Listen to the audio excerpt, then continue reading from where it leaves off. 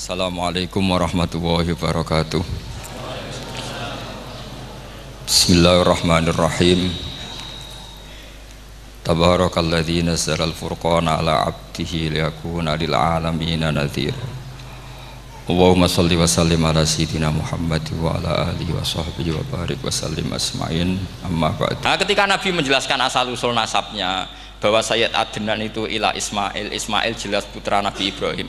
Mereka terus baru iman karena ada fihi ayatum bayyinatum maqamun apa Ibrahim.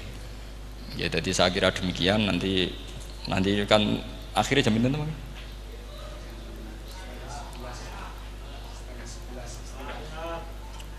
Oh, niki jam pinten istiwa? Nggih, terus saya pikir niku nggih.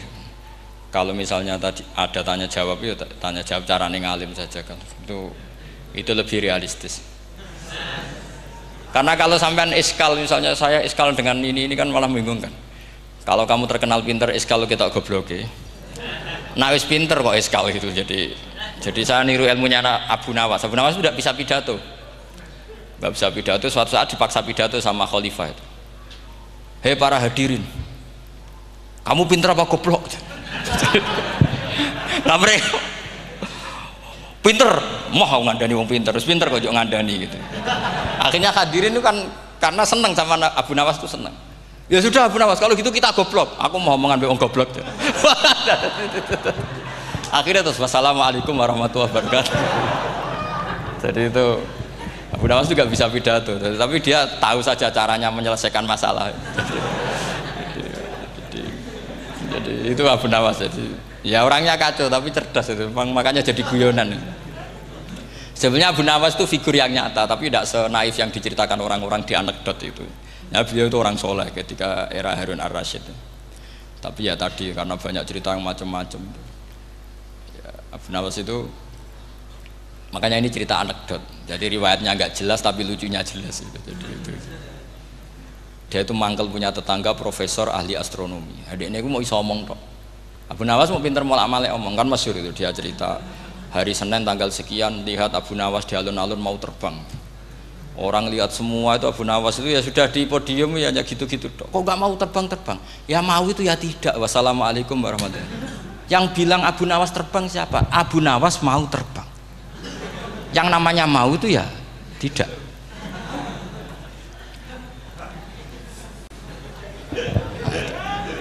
Pernah dia itu lomba sama Harun ar-Rasyid. Siapa paling banyak pengunjung rumahnya di alun-alun. Harun ar-Rasyid bikin khemah, dia bikin khemah. Tentu cerita ini bohong, yakini ini bohong. Memangnya ini bohong tenang.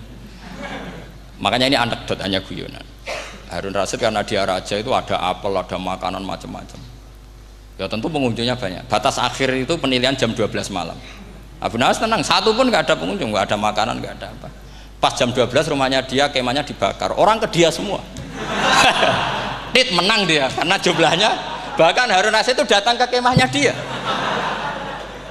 karena lombanya kan pengumpulan massa terbanyak.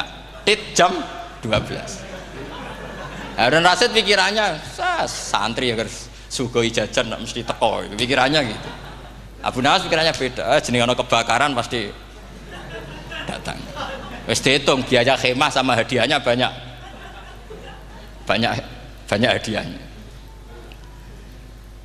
Yang ahli falak ini punya ilmu yang rasional, yang pinter sekali. Dia ilmuwan bahwa bumi itu bulat-bulat. Nah, saya lagi tren meyakini bumi flat, ini ya kacau nih. Gara-gara penjelasan sing sepihak. Ini wong nganggur.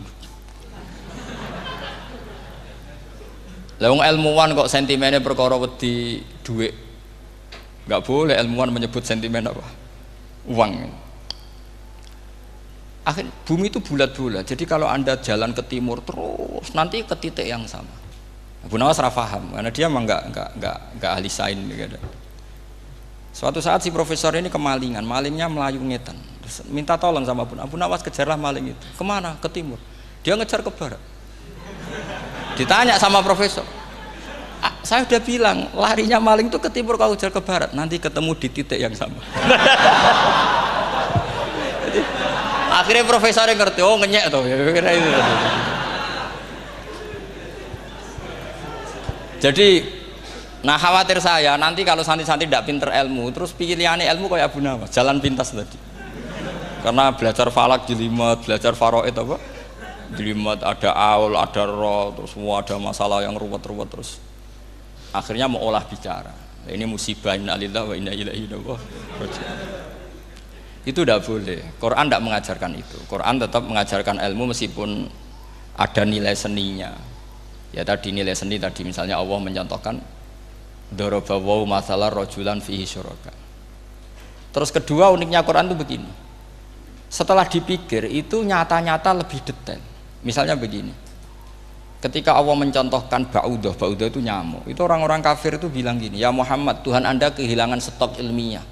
Sehingga contoh itu enggak yang dahsyat tapi sekedar nyamuk. Wong nyamuk kok digawe contoh. Mbok ya contoh itu dinosaurus, tak jerapah, tak apalah yang keren itu. Mosok contoh apa? Nyamuk.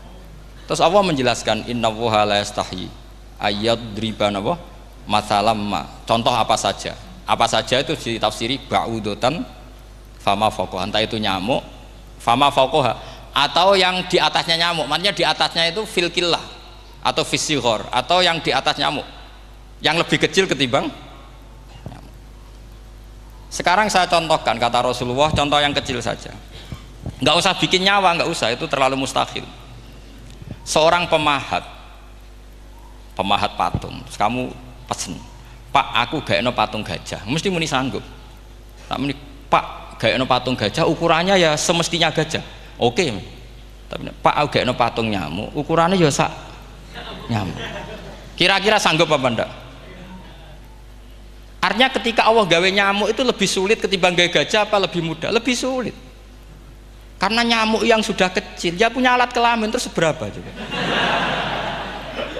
Alat kelaminnya juga tetap harus ada lubangnya, terus seberapa?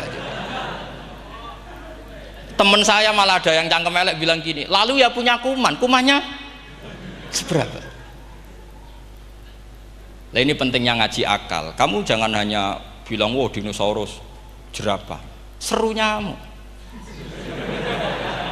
Nah karena orang sudah ada itibar dengan nyamuk, didatangkanlah nyamuk banyak. Sebenarnya nyamuk banyak itu mergo mangkel, gak diperhatikan itu.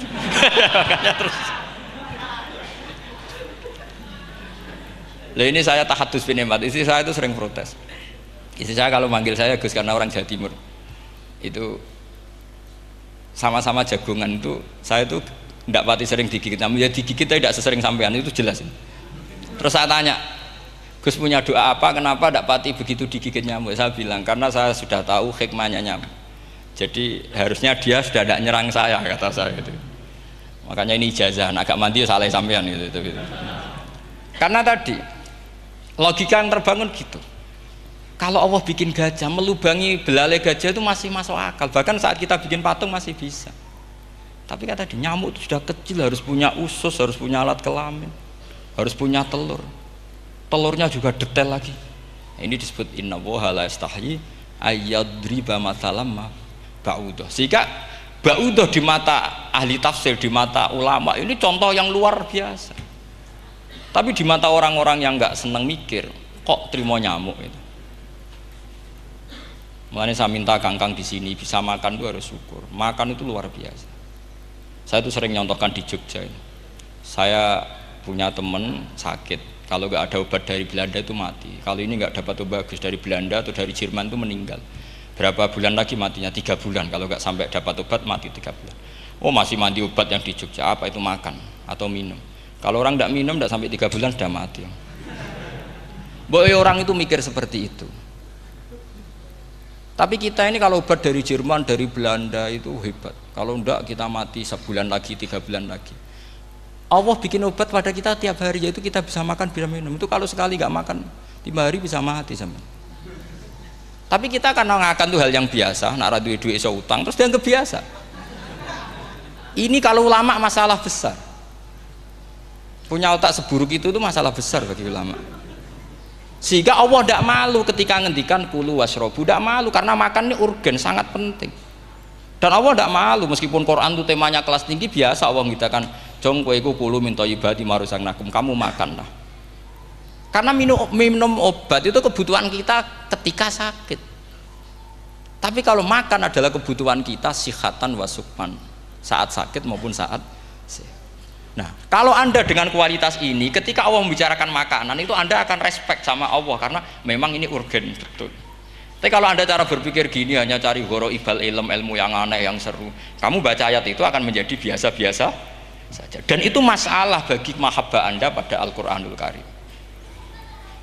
Ya saya kira demikian. Terus mengke saya pikir tidak etis kan ini Jumat nanti sing biasa itikaf nanti terganggu, nanti saya dianggap problem. Ya kalau ada tanya jawab ya saya mohon tadi ya, karena ini zaman akhir saya memang butuh sekali. Kenapa saya mau datang? Satu, hormat Kiai Hanan. Dua, saya memang ingin banyak mufassir lagi, jangan hanya lewat baca terjemah kemudian merasa menjadi ahli apa Quran atau ahli tafsir. Itu musibah besar itu masalah besar itu. Ya pokoknya saya mohon lah, ya setidaknya gitu. Misalnya orang kafir, kamu cari saja orang kafir, ternyata ada yang harbi, ada yang dhimmi, ada yang mu'ahad, ada yang musta'man. Lalu dalam tarikh ada kafir Yahudi, kafir Nasrani, kafir ahli kitab. Kalau di fikih ada kafir yang lahum kitabun, ada yang tidak lahum kitabun. Kalau yang lahum kitabun disebut ini kitabiah kholiso, yang tidak itu kan beda-beda di fikih, boleh nikahnya ndak, khilu dzabihatihim atau tidak, itu kan detail sekali. Makanya saya mohon ini latihan detail. Oke, sampean tetap ngaji, sering khatam itu bagus karena mengumpulkan semua ilmu. Tapi sampean harus menganalisis secara apa? Saya dulu ngaji Mbah Mun Muslim ya kilatan, tapi saya ngapalkan sama Gus Subab. Gus Subab putrane Mbah Mun, dulu muridnya Said Muhammad. Saya itu tak pelajari lagi di rumah, tak analisis lagi setelah besar sampai sekarang, karena ya itu beda. Kita selalu Robbi zidni apa? Ilma. Misalnya begini contoh ya, contoh. Kita mungkin tahu maknanya ayat tertentu itu begini. Misalnya begini. Faqula lahu qaulal layyinal la'allahu yatadzakkaru aw yakhsha. Musa dan Harun, jika kamu datang ke Fir'aun, maka kalau ngomong, kalau dakwah itu qaulal layyinan, dengan dakwah yang halus. Nggih, qaulal layyinan. Ini bagi yang ekstremis harus baca dialek ini. Ini kisah nyata yang diceritakan Habib Zain bin Semit ketika ngarang Al-Manhajus Sawi. Juga diulang-ulang di beberapa kitab. Suatu saat ada ustadz corong Jawa Kemelinti datang ke Harun Ar-Rasyid. Harun Ar-Rasyid ini Banil Abbas, termasuk zuriyahnya Abdullah bin Abbas. Karena Harun Ar-Rasyid sebagai khalifah tentu salahnya banyak, namanya pejabat pasti salahnya banyak. Meskipun kebaikannya juga banyak, tapi salahnya juga banyak. Kalau kita kan tidak pejabat, salahnya tidak banyak, tapi prestasinya juga tidak banyak. Ya kan, misalnya ada tamu Raja Salman, katanya hormat tamu wajib, kamu kan tidak bisa hormat karena dia juga tidak mau dihormati kita kan. Nah terus si ustadz tadi datang begini, saya itu masih hafal teksnya, ya Amirul Mukminin, inni nasihun lak famusyaddidun alaika fala tajidanna ala nafsika fi nafsika aliyya syai'an. Saya ini mau nasihati Anda, tapi saya maaf sekali karena nasihat saya ini kasar sekali. Musyaddid itu kasar, keras. Fala tajidanna fi nafsika aliyya syai'an. Saya mohon jangan dimasukkan hati lah. Makanya terjemah bebasnya jangan masukkan hati. Katanya Harun Rasyid langsung marah. Uskut ya jahil, kamu itu ustadz bodoh. Kamu tidak boleh keras sama saya. Dia masih bantah, saya keras sama Anda karena Anda salahnya banyak. Terus apa kata Harun Ar-Rasyid? Inna wa ta'ala qad arsala man huwa khairum minka ila man huwa syarrum minni. Wa ma'adzalika qala ta'ala faqula lahu qaulal layyinan. Allah mengutus orang yang jelas lebih baik ketimbang kamu, yaitu Musa dan Harun. Musa dengan ustadz ini baik mana? Tidak, sama jawab saja. Baik Nabi Musa kan? Ilaman huwa syarrun minni. Fir'aun dengan Harun Ar-Rasyid buruk mana? Buruk Fir'aun. Itu saja masih dengan etika faqula lahu qaulal layyinan. Musa dan Harun kamu harus sopan. Ndak wae Fir'aun wajib sopan, ndak wae aku ra sopan. Nah ini sudah iktibar dari terjemah netral atau terjemah yang datar bahwa Allah ngutus Musa dan Harun ke Fir'aun dan Musa dan Harun diharuskan qaulal layyinan. Tapi menjadi energi mafhum yang luar biasa. Nak dakwai Fir'aun wae qaulan layyinan apa maneh dakwai padha-padha mukmin.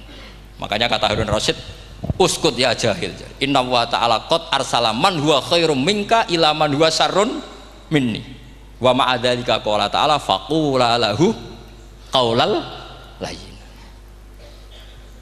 Ya, saya kira demikian, saya kembalikan ke moderator.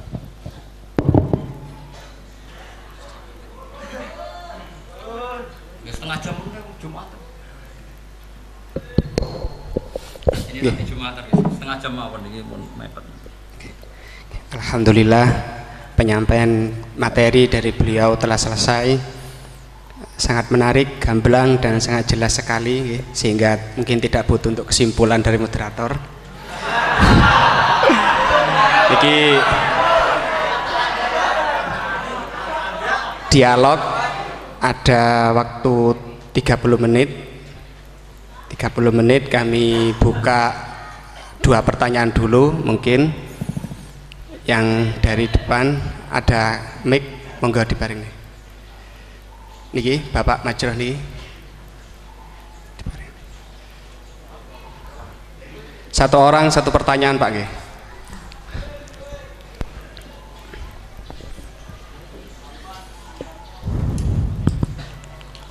Terima kasih waktunya kepada Kiai Ahmad Bahauddin Nur Salim. Saya mau bertanya mengenai tadi yang disampaikan bahwa setiap umumul Quran pasti ada mukhasisnya. Ketika dilihat zaman sekarang ada kelompok liberal yang mencoba untuk mengamandemen Al-Quran dengan tidak mengkaitkan konteks zaman dulu, malah mengkaitkan dengan konteks zaman sekarang. Ambil contoh dalam permasalahan ibadah haji, mereka ingin merubah haji wukufnya enggak cuma di bulan Dzulhijjah tetapi di bulan Syawal pun juga boleh. Nah, jadi sudut pandang panjenengan gimana masalah apakah memang bisa keuniversalan Al-Quran itu pada zaman sekarang dibuat sesuai konteks sekarang? Itu saja. Sampun? Nggih. Nggih. Penanya kedua, monggo.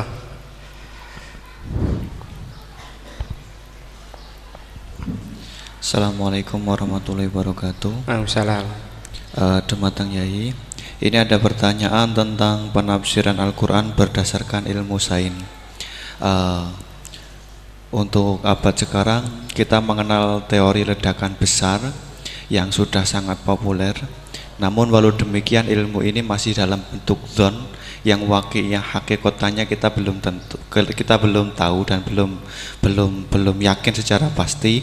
Namun teori ledakan besar ini kemudian disinkronkan dengan Al-Quran dengan penafsirannya bahwa ternyata di dalam Al-Quran itu sudah ada teori ledakan besar.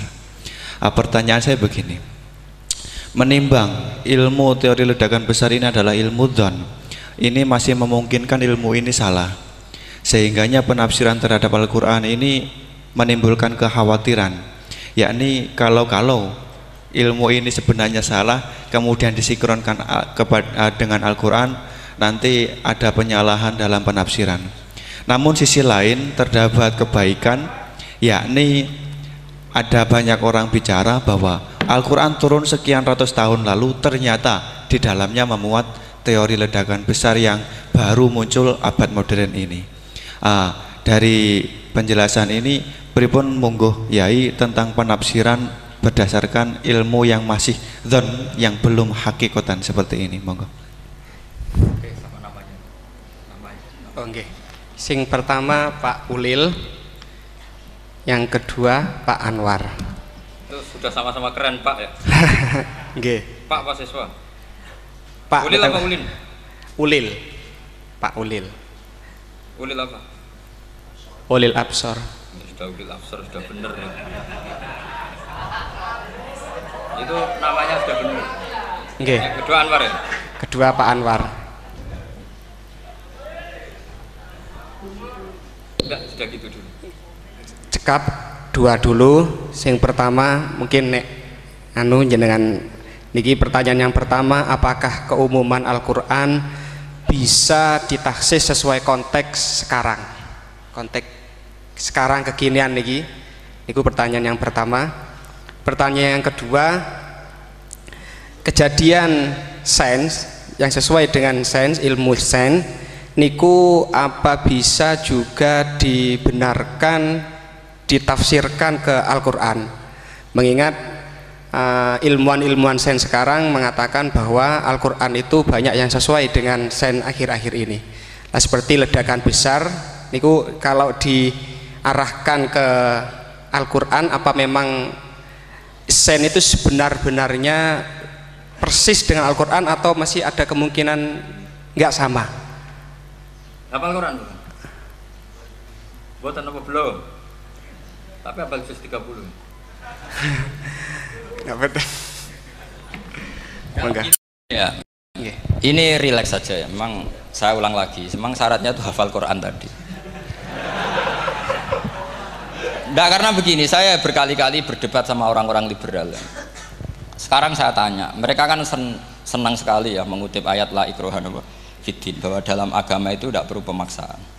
Sebetulnya ayat itu jelas ada terusannya qad tabayyana rusydu minal ghayy. Yang benar tentu begitu jelas, terpisah betul begitu jelas, yang benar ya benar, yang salah ya salah.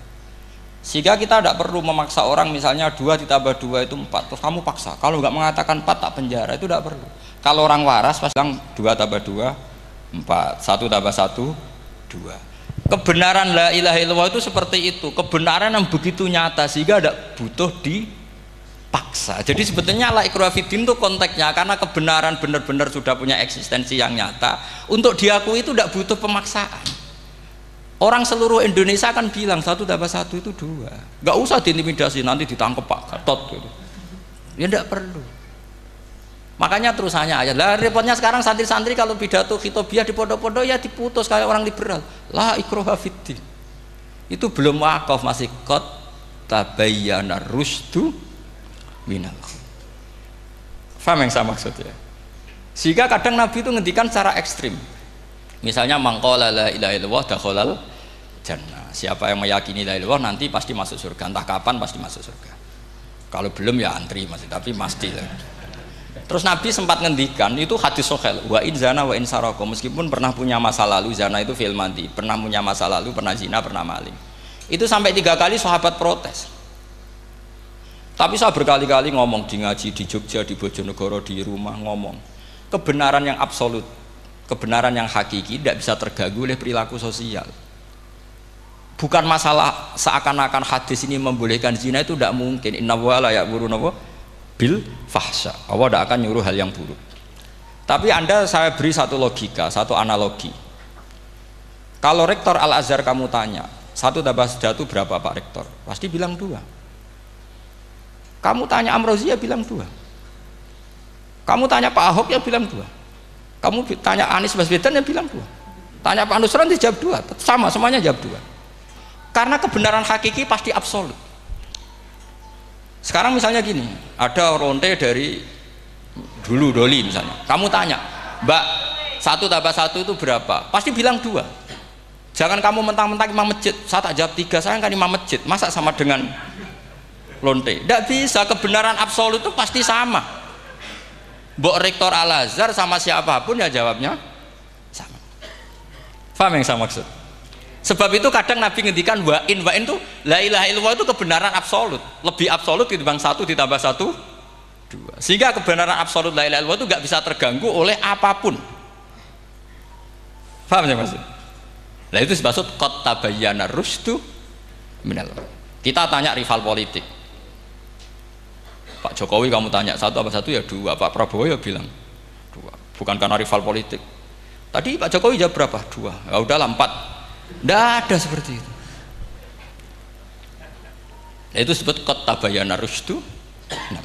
Nah kembali ke ide tadi, ide bahwa wukuf boleh di mana saja, terus boleh tidak syawal, itu udah ide. Sebenarnya sampean mikir saja itu sudah kriminal.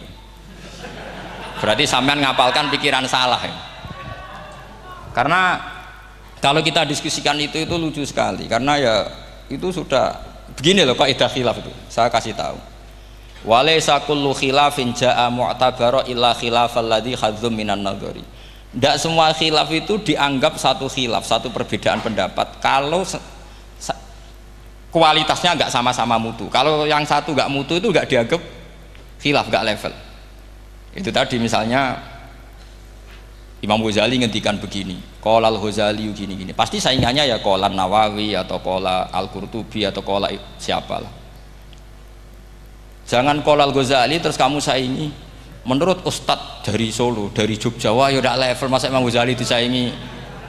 Itu ya, aturannya seperti itu. Ini jelas.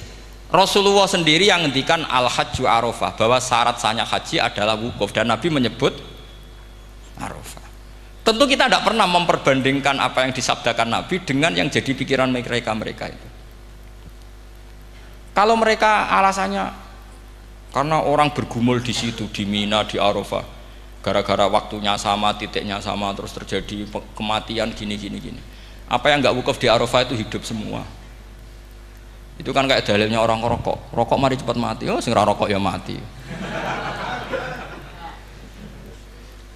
Orang-orang jil juga mati. Orang-orang liberal yang pikirannya katanya ingin menyelamatkan kehidupan juga pada akhirnya mereka mati. Mendingan mati di Arafah, keren nih tanah suci. Bodoh usah begitu. Sebetulnya begini loh, mereka itu menjadi salah karena nggak mau ngaji fikih secara serius. Saya itu menyesal sekali ya, kenapa sih orang wukuf itu kok dungani suwira barbar itu memang sakiliane. Boy dongo aku yakin pangeran apian sedilu itu tetap dituruti, gitu aja gak usah lama-lama.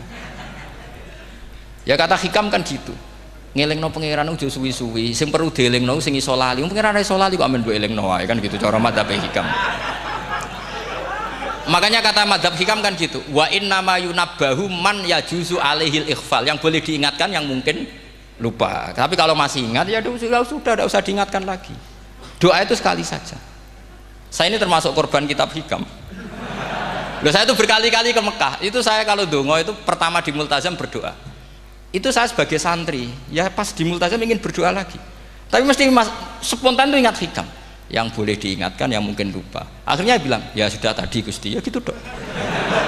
Di putaran ketiga bilang, tadi loh Gusti, ya gitu terus. Karena memang saya malu mengingatkan zat yang nggak mungkin lupa. Tapi sampean jangan ikut saya, ini kriminal. Ini termasuk sisi-sisi kriminal ilmu saya. Tapi ilmunya ada, sampean cari di hikam. Wa inna ma yunabbahu man yajuzu alihil ikhfal. Yang boleh diingatkan, yang berpotensi lupa. Mungkin Anda punya dalih, wah aku dongo mau nunjukno butuh Gus, tapi rakemin disembadani. Ya alhamdulillah aku yang ngono. Tapi tak pikir makom sampean tidak seperti itu, tetap kepengen disembadani. Lalu pertanyaannya kemudian, kalau kita ngikuti fikih, sebetulnya nggak perlu menumpuk di Arafah. Sama cari di takrib, di mu'in, di semua bab fikih. Wukuf di Arafah itu sah dan tidak perlu muksun. Walau mutaroddidan, meskipun hanya jalan-jalan. Bahkan di Fathul Mu'in diberi walau lagi, walau fitolabi abidin. Moro Arafah, golek duit ceblok atau golek apa, ini ya sah. Lu andai kan semua melakukan itu mau ngesif muter saja kan selesai kan. Mari terus dodongkrok di situ lama-lama. Iya enggak? Zaman Fathul Mu'in dihentikan walau mutaroddidan, lewat tok itu sudah sah. Bahkan walau fitolabi abikan, meskipun tidak punya niat wukuf, pokoknya ke situ ya sudah nyari-nyari apa gitu. Sing mari menumpuk gara-gara semua itu ingin ideal. Wah mumpung di Arafah, ngentekno Tegal, ngentekno sawah, wah sudah. Makanya kalau haji itu sama orang yang ngedol Tegal mesti seru, wah itu nangis. Haji be orang alim atau orang KBIH gak iso nangis karena malah badi kan, dia kan nggak pati iso nangis mesti itu. Nah ini kan, nah ini penting saya utarakan. Jadi andikan orang itu ya haji kayak orang-orang alim. Setahu saya orang-orang alim kalau haji ya biasa saja, sekadarnya. Karena ya dia tahu ini masalah karena nanti ganggu yang lain, sekadarnya. Karena kita ini berlebihan, akhirnya menumpuk di situ. Padahal fikih zaman dulu sudah mengatakan walau mutaroddidan fitolabi abikin, jelas itu takbirnya. Masih ingat atau jangan takbir itu? Harus ingat kalau. Jadi ini kan problem kita lagi-lagi tidak hafal, kita tidak menguasai ngotok fikih. Saya dulu sinau Fathul Mu'in, makanya Gus Zofur itu cerita, kita ini hidup, Gus Zofur sering cerita ke saya, kita ini hidup berkah Gus. Zaman saya jenengan itu rata-rata teman-teman Fathul Mu'in itu setengah hafal i'anah. Ya karena kompetitornya ya baik, peminatnya ya baik. Dulu saking senengnya Gus Naji sama ilmu itu, beliau pernah ikut Fathul Mu'in era saya. Padahal sudah dari Mekah lama, saking senengnya ilmu. Jadi kita dulu biasa diskusi dengan Gus Naji, dengan Gus Zufur karena saking senengnya ilmu. Ya itu tadi, karena memang ilmu itu asik. Tapi kita ini belajar fikih itu tidak seperti itu. Kita sudah kayak sudah kayak orang-orang yang nggak mau fikih. Wong nak ndonga ning Arafah gini-gini terus ya hanya gitu-gitu dok. Ndak mikir kalau ganggu orang lain itu begini juga dipikir. Itu satu. Jadi menurut saya sampean jangan pernah terlintas bahwa pendapat jil atau apa saja itu pendapat. Walaysa kullu khilafin ja'a mu'tabara illa khilafal ladzi hadzu minan nadhari. Tidak semua khilaf itu kita hitung khilaf kecuali yang kualitasnya sama. Kecuali begini kualitasnya agak sama. Misalnya sholat jenazah. Sholat jenazah itu trennya kan mayit di depan, terus imamnya itu di belakang. Nah itu boleh, ada ulama mengatakan nggak apa-apa. Sholat jenazahnya di depan, mayit imamnya jenazahnya di belakang, imamnya di depan. Meskipun itu tidak lazim, tapi masih masuk akal. Itu tadi fa'innal janazah laisat bimanzilatil imam. Piye jenazah ora imam wajib kok ngarep. Alasannya apa? Loh itu udah orang liberal, itu kitab Mahalil. Kaul awal jenazah harus di depan, kaul sani tidak harus. Piye jenazah itu tidak imam. Coba alasannya di depan apa? Dia tidak imam. Kalau seperti itu masih khilaf karena sama-sama ulama. Dan khilaf ini dipraktekkan, tapi jangan di sini loh ya, ini jadi fitnah. Sampean tak cerita nih, sampean kalau haji itu tiap ba'dal maktubah ada sholat jenazah enggak? Enggak, sampean jawab saja. Yang pernah haji, tiap maktubah kan ada sholat jenazah. Itu jenazahnya di depan apa di kamar mayat? Loh, itu bukan goib loh, orangnya masih belum dikubur. Enggak, sampean jawab saja. Di kamar mayat, enggak semuanya dibawa ke depan. Artinya ada konteks tertentu, mungkin kauliku ya ono gunane dalam konteks Mekah karena orangnya banyak sibuk, ora kober gawa napa? Jenazah. Tapi dalam konteks Indonesia ya suul adab. Wong keren pisan kok ngarepe kok ora oleh gitu. Jadi ya kalau kiai kan biasa kok ngarep keren. Misalnya jenazah wong awam kesempatan sak ngarepe kiai ya pas mati kowe kok ora oleh gitu. Jadi cara kula itu kan. Lah iya misalnya ana wong awam goblok mati. Jenazah dak kok nguri. Dadi yo ape dadi ngarepe kiai pisan kok ora oleh gitu loh. Jadi menurut saya itu. Tapi kalau kamu mengatakan ini fardhu ain, kalau enggak di depan enggak salah, alasan Anda apa? Ini itu udah imam. Yang wajib di depan kita ini kalau imam. Lah seperti itu khilaf, ini cerita khilaf. Mutu, alasannya sama-sama mutu. Qailnya yang punya pendapat ya sama-sama mutu karena diceritakan kita Mahalli. Dan dipraktekkan di Arab Saudi, yaitu banyak jenazah di kamar mayat, tetap sholat apa? Jenazah. Gaib. Itu pernah saya praktekkan. Tapi sekali itu saja, mungkin tidak terulang. Pas kemarin Mbak Nafe Hajin. Mbak Nafe itu dekat jenazah itu tidak mungkin, banyak sekali. Gak sholat wes bengi-bengi tante ini nganti jam loro. Dan saya akrab sama beliau, sering guyon sama saya. Sebelum meninggal tuh berkali-kali ya memang masih keluarga sama saya, jadi sering guyon. Dulu sering guyon sama saya. Ya aku sebenarnya tenanan ini ya, sering ngandani saya gitu. Saya nggak ngira kalau mau wafat. Akhirnya saya itu ke masjid sama anak saya namanya Hasan. Acung nyolati Mbak Nafe. Pak kok nggak di depannya? Ya sudah ini darurat. Karena nggak mungkin mendekat beliau. Jadi ya itu tadi buktinya sholat gaib. Sholat gaib juga misalnya orang Kediri boleh nggak nyolati orang yang mati di NTT yang lebih timur, boleh nggak? Boleh, padahal mayatnya di belakang karena memang nggak imam. Lah kalau seperti itu khilaf, ini cerita kalau seperti itu khilaf meskipun agak-agak kontroversi tapi kualitasnya masih waras lah, masih bagus. Sampai kalau nggak percaya cari di Mahalli di bab jenazah. Kalau Mahallinya ada di Qalyubi, tapi jelas saya yakin itu ada. Saya tidak donan yakin jangan. Kalau nu mulang, ya mulang terus tidak punya masalah ingatan. Jadi ingat betul kalau takbir itu ada gitu. Jadi saya ingat betul kalau takbir itu ada. Nah terus pertanyaan kedua dari Kang Anwar tadi itu memang problem ya. Tapi itu bisa diatasi lewat seni menulis. Biasanya kalau seorang penulis, apalagi di Indonesia itu kan gampang sekali. Kalau kata itu bisa bias atau majas, kan bisa dikasih tanda kutip, dikasih tanda apa? Kutip. Itu memang nyata ya. Saya pernah berdebat berkali-kali lah. Saya kan satu tim ya dengan Pak Zeni, dia seorang profesor, juga pernah tanya Gus Wafi. putrane Mbah Mun saat di Syria. Zaman itu Said Ramdan Al-Buti masih hidup. Saya tuh punya komunitas dokter. Ini cerita nyata ya. Yang dia tanya gini, Pak Bahak, kita ini ahli embriologi dan tidak pernah ada ceritanya ada segumpal darah dalam proses embriologi. Yang ada itu sekian zigot yang berhasil nempel di dinding rahim itu nanti yang jadi janin. Jadi kalau kita ngaji ada segumpal darah itu menjadi aneh bagi kita karena proses itu tidak ada. Ya saya jawab ya enteng saja. Ya kan yang bilang segumpal darah itu kiai kan tidak Quran. Makanya benar kan Anwar tadi yang ngomong itu mufasirnya atau kiainya yang terjemah. Kalau Quran hanya bilang min alakin. Iqra bismi rabbikal ladzi khalaq khalaqal insana min alaq. Alaq itu kan dari kata alaqa ya'liku alaqon, sesuatu yang nempel itu namanya alaqah. Makanya di Alfiyah ada wa ulqatun hasilatun, ulqah itu sesuatu yang terkait atau yang menempel. Sehingga ya pokoknya kalau alaq itu artinya tidak harus segumpal darah, bisa sesuatu yang menempel. Sama cari di kamus, dicari sama dia kamus. Alika ya'liku menempel. Oh, ya oke Pak Ba, enggak masalah. Nah, lalu kalau kita memaksakan itu bukti ilmiahnya Quran ya resiko juga, nanti ada penelitian yang berbeda. Makanya kita bisa memanfaatkan tanda kutip kalau lafadz itu majas atau kata itu majas, kalimat itu majas. Atau kita menganalisis secara balaghah min jinsi dzalikat dam.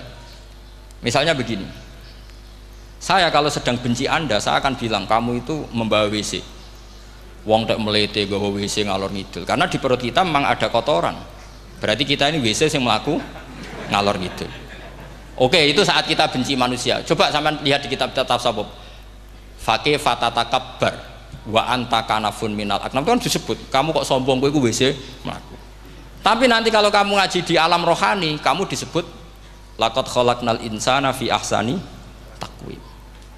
Artinya bisa saja alakin ini benar-benar maknanya segumpal darah. Tapi dalam konteks manusia, jenis kamu adalah jenis segumpal darah, bukan dalam proses embriologi mengalami segumpal darah. Kita masih bisa berkelit, asal kamu ilmunya banyak, hafalaman banyak, tetap bisa berkelit.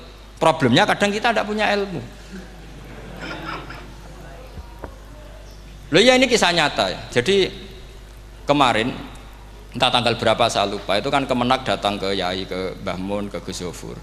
Di antara usul saya seperti itu, mbok terjemah Kemenak, kalau yang terkait sain itu dikasih bahasa yang bias, karena nanti kalau tidak bias, ini nanti ada penelitian kelihatan Quran dianggap loh ya, dianggap salah. Sebenarnya salah yang terjemah.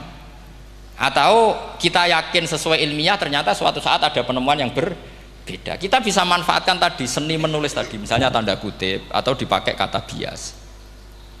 Ya misalnya begini, contoh paling gampang tadi, misalnya kita bangga misalnya Quran terbukti benar ketika mengatakan wa ja'ala bainahuma barzakha wa hijra mahjura, antara air tawar dan air laut itu ada pemisah. Kita mungkin ya setuju nyari-nyari ayat tentang Big Bang, tentang apa ledakan yang dahsyat. Tapi apapun itu teori itu bisa iya bisa tidak. Nah itu kita bisa manfaatkan tanda kutip. Atau seni pakai lughat. Saya beri contoh seni lughat begini. Keyakinan santri yang di sini, yang di kewegean sini. Makhluk itu yang terkenal kan 3. Manusia, jin, terus setan. Sudah kan 3 itu. Keyakinan sampean manusia dengan jin sama apa enggak? Beda kan, katanya beda. Terus jin dengan setan itu beda apa sama? Enggak, sampean jawab. Beda, rata-rata santri fikih bilang beda, karena jin itu bisa mukallaf, bisa sholat, bisa enggak. Kalau setan pasti enggak sholat. Tapi pecinta orang sholat dia, kalau orang sholat datang, penggemar dia, mau ganggu gitu. Nah sekarang pertanyaannya gini, lalu ketika para ulama mengatakan jin dan malaikat itu beda, jin dengan setan beda, tapi di Quran itu ada loh ayat fasajadu illa iblis kana minal jinni fafasaqa an amri rabbi. Jelas ayatnya di surat Isra kalau nggak salah tuh, kana minal jin, kana ono sopo iblis iku minal jinni. Padahal tadi Anda yakin iblis dan jin itu tidak sekategori, tapi ayat itu kana minal jin. Caranya gimana? Gampang, sama cari di tafsir Baghawi atau tafsir Ibnu Katsir. Caranya adalah dianalisis secara lughat. Sesuatu yang enggak kelihatan atau yang gelap disebut jannah.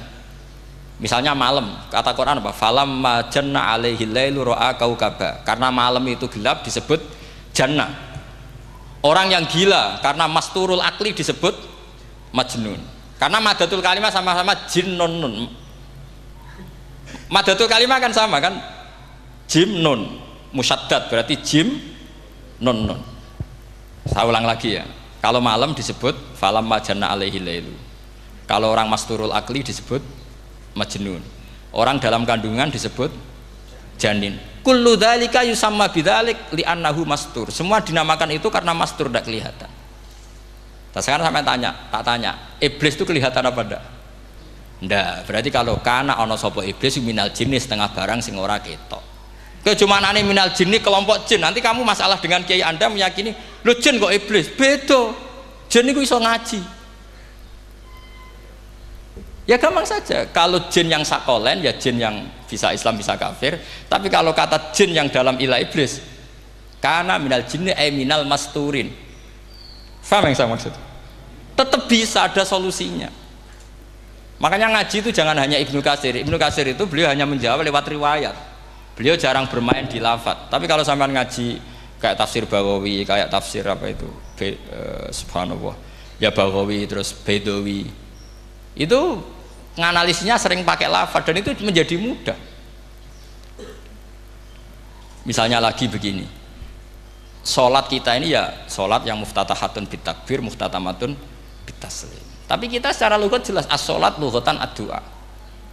Dan ada lafadz di Quran yang nggak mungkin kita maknani sholat itu dengan makna sholat yang mustalah alaihim tal fuqaha, yaitu di ayat khud min amwalihim shadaqatan tutahhiruhum wa tuzakkihim biha wa sholli alaihim inna sholataka sakanul lahum. Muhammad, kalau ada orang zakat ke kamu, sholli alaihim, kamu harus mensolati mereka. Wong cek urip kok di solati, pasti maknane sholli ai utulahum, kamu mendoakan. Terus inna sholataka sakanul lahum ai du'auka sakanul lahum, doa kamu membuat mereka tenang. Paham sih kalau maksud? Lagi-lagi kita, kalau Anda janggal secara ilmiah, ya sama seperti misalnya katanya bumi menurut Quran itu diciptakan dalam masa 6 hari, padahal menurut teori Big Bang sekian juta tahun. Lu yaumin itu maknanya tidak harus 24 jam. Kullahinin bisa disebut kullah yaumin.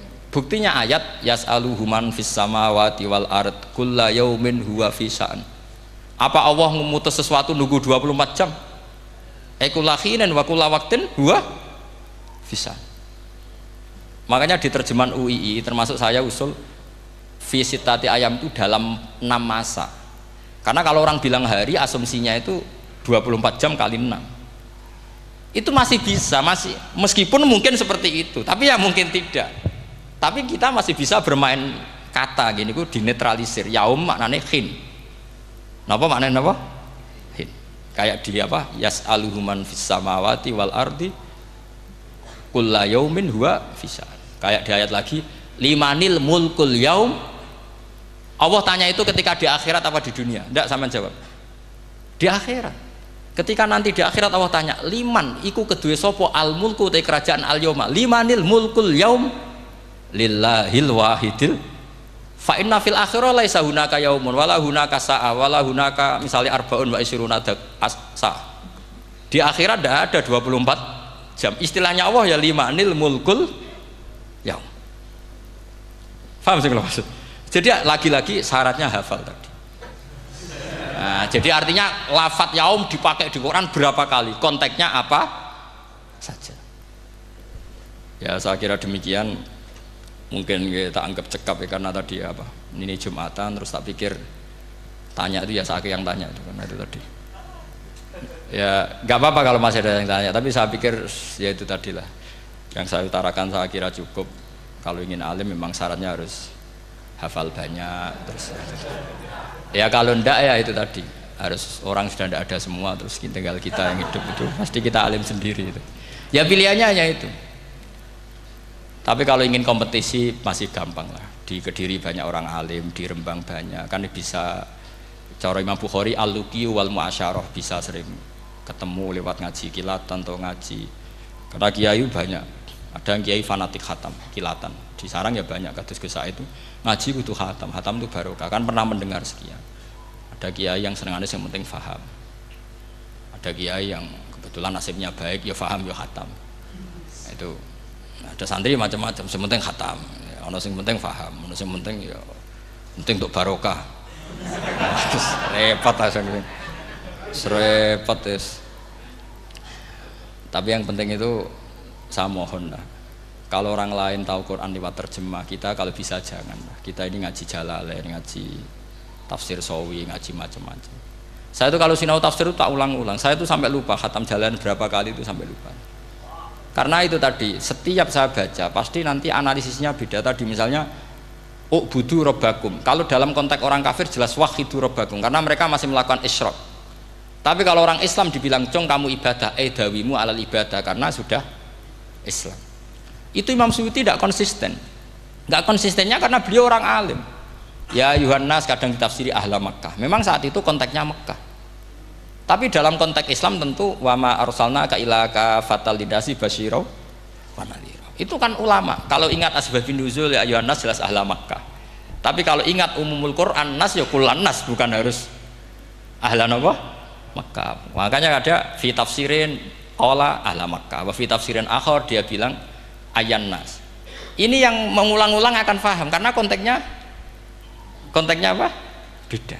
Lagi-lagi ya tadi harus hafal. Ayuhan nas dipakai Quran berapa kali? Konteksnya apa saja? Makanya Ibnu Abbas ketika ditanya bagaimana perbedaan ayat Makkiyah dan Madaniyah, beliau enteng jawab.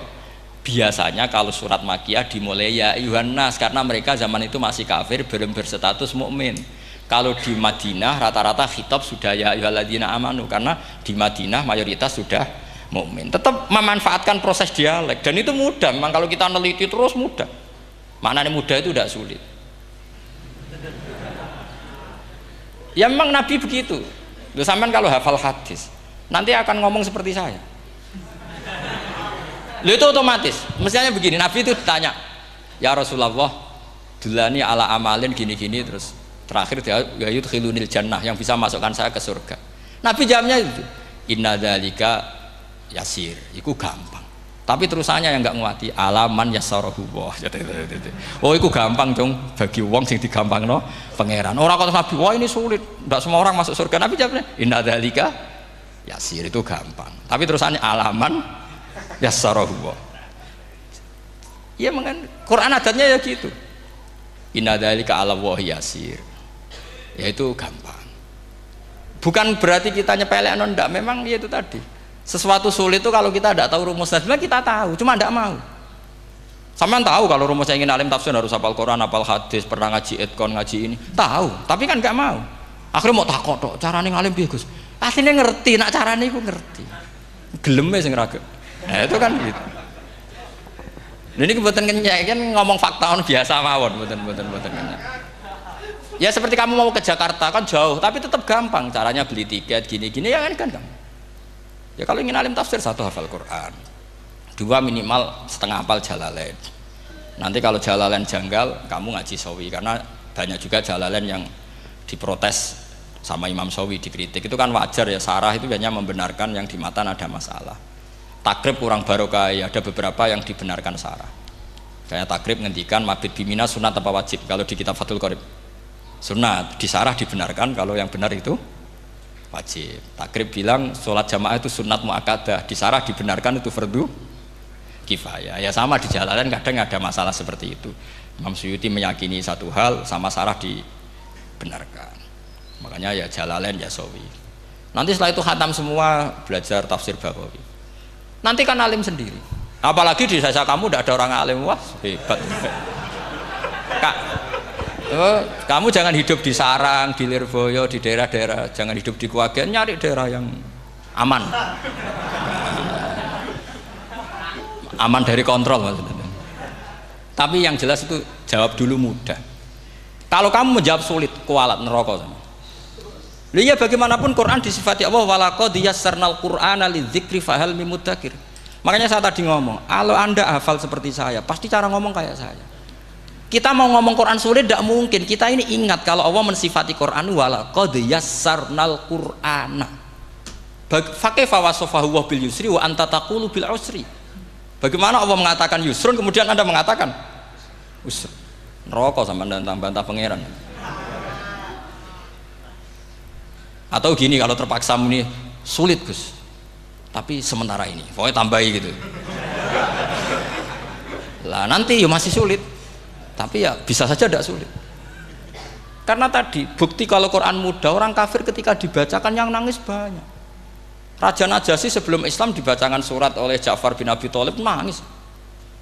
Inna hadza wa ma nazala ala Musa lamin miskatin wahidah. Ini dengan Taurat pasti dari pintu yang sama, dari nur yang sama. Miskat itu nur. Faham nangis. Sampai wa idza sami'u. Sami'u itu belum Islam loh ketika itu. Wa idza sami'u ma unzila ilar rasuli taro a'yunahum tafidu minad dam'i mimma arafu minal hak lagi yaquluna rabbana amanna. Artinya fahimu khina kanu fil kufr. Mereka faham ketika masih kafir. Karena muyassar, Quran itu muyassar. Faqih fala tafham. Wa anta tata'alam kutuba kadza wa kadza wa takhtimu kutuba kadza kadza. Kok ijek kadza. Ada kan tak kadane. Ini bukan kritik, ini pelurusan. Sampeyan jangan sensitif kok cah wedok yang kandhani sensitif mutung. Ini pelurusan.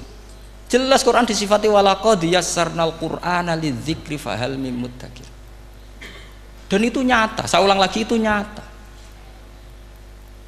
Sampai yang saya ceritakan di makalah ini ada orang Bedui, ada seorang khotib khutbah, fa warabbis sama'i wal ardi innahu lahaqqum mithama annakum tantikun. Arabinya tanya sama Pak Khotib, itu kan artinya kan demi Tuhannya langit dan bumi. Si Arabi tanya Pak Khotib, yang bikin murka Allah itu siapa? Kok sampai Allah terpaksa sumpah? Karena si Arabi tahu orang sampai sumpah itu pasti karena tersinggung. Kalau nggak tersinggung ngapain Anda sumpah? Dalam kehidupan sehari-hari kalau kita sampai sumpah itu karena tersinggung. Kita ditagih orang bisa sesuk tak sahur, ditagih lagi bilang kita tak sahur. Nah, serah percaya bang, wallahi sesuk tak sahur. Kalau orang sumpah itu karena tersinggung. Ternyata betul. Sampai cek di Quran. Kalau Allah memulai surat dengan sumpah, pasti terusannya Allah itu duka atau marah karena sumpah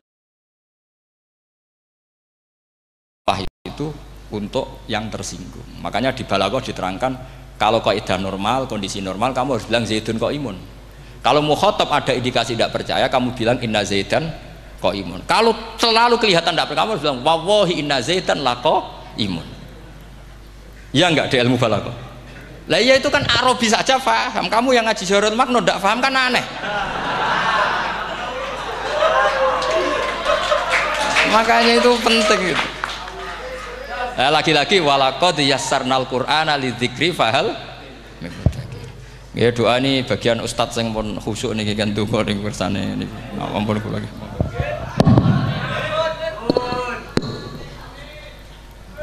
Nggih. Alhamdulillah waktu sudah selesai habis nggih. Meskipun sebenarnya kita masih ingin berlama-lama nggih, tapi hari Jumat.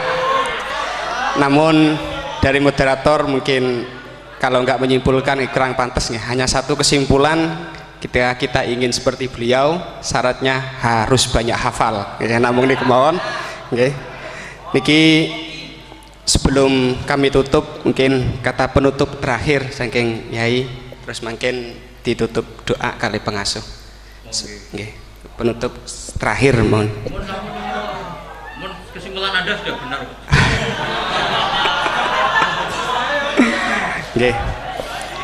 Oke, dari kami moderator kurang lebihnya kami mohon maaf yang sebesar-besarnya. Akhiran wassalamualaikum warahmatullahi wabarakatuh.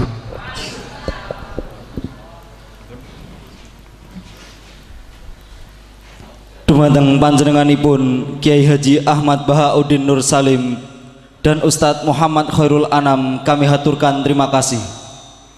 Mudah-mudahan apa yang telah kita kaji bisa benar-benar menjadi tambahan ilmu yang bisa kita amalkan.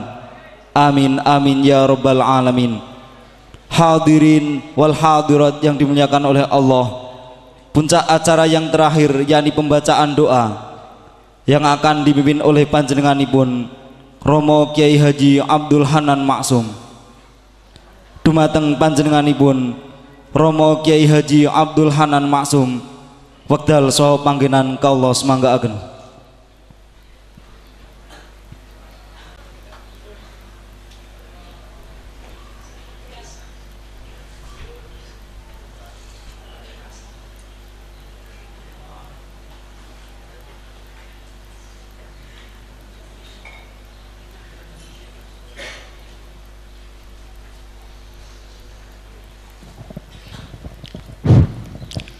Assalamualaikum warahmatullahi wabarakatuh.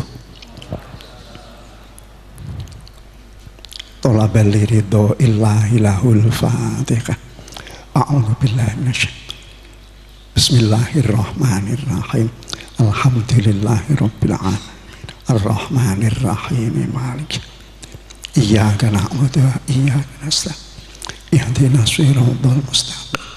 Siratal ladzina an'amta 'alaihim ghairil maghdubi 'alaihim waladdallin.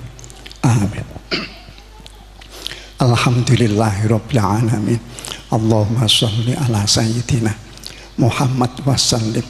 Allahumma ya man huwa fi 'uluwihi kain, ya man huwa fi ilmihi muhit, ya man huwa fi izzihi latif, ya man huwa fi lutfihi syarif, ya man huwa fi fi'lihi hamid, ya man huwa fi dzatihi qadim, ya man huwa fi majdihi munir, ya man huwa fi adaihi kathir. Allahumma akrimna minka binuril fahmi wa akhrijna min dhulumatil wahmi warzuqna fahman nabiyyin wa hifdzal mursalin wa ilhamal malaikatil muqarrabin bi rahmatika ya arhamar rahimin. Allahumma ij'alna jayyidaini, Allahumma la tafdohna yaumal qiyamah, Allahumma wafiqna lil khair, Allahumma arinal haqqo haqqon warzuqna tiba'ah wa arinal batila batilan warzuqna jinabah wa la taj'alhu mutasyabihan alaina fanattabi'al hawa. Rabbana atina fid dunya hasanah wa fil akhirati hasanah wa qina adzab